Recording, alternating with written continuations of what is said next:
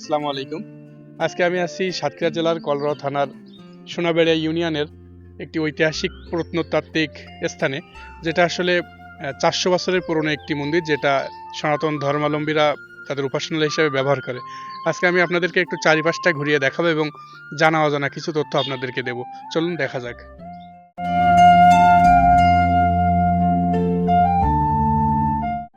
এই স্থাপত্য শৈলীটির প্রধান আকর্ষণ হল তিনতলা বিশিষ্ট নবরত্ন শ্যাম মন্দির, যা প্রায় ৬০ ফুট উচ্চতা বিশিষ্ট।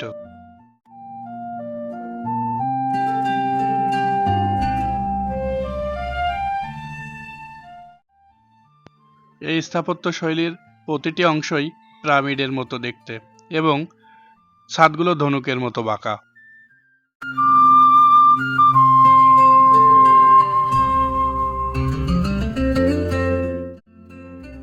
মন্দিরটির নিচতলা ৪টি ভাগে বিভক্ত, যার মধ্যে রয়েছে আলিন্দ্র, মণ্ডপ এবং কোঠা।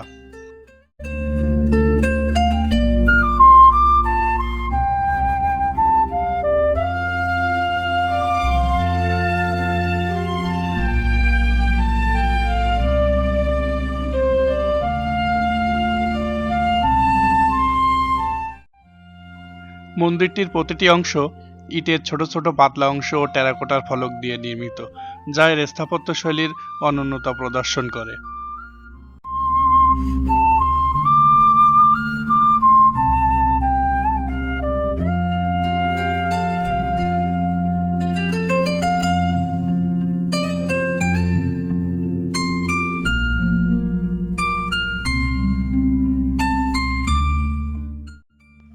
ইতিহাস অনুযায়ী মন্দিরটি ১৭৬৭ খ্রিস্টাব্দে জনৈক হরিরাম দাস নির্মাণ করেছিলেন।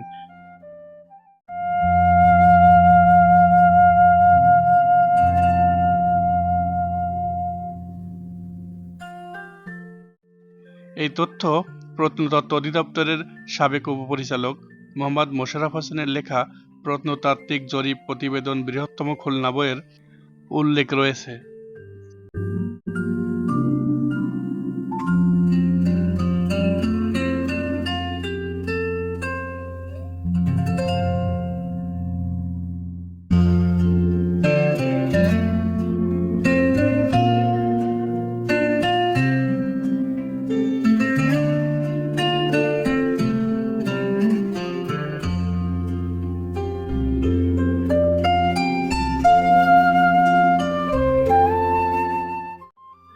আজ এখানেই শেষ করছি, দেখা হবে অন্য কোথাও। ততক্ষণে ভালো থাকুন, সুস্থ থাকুন।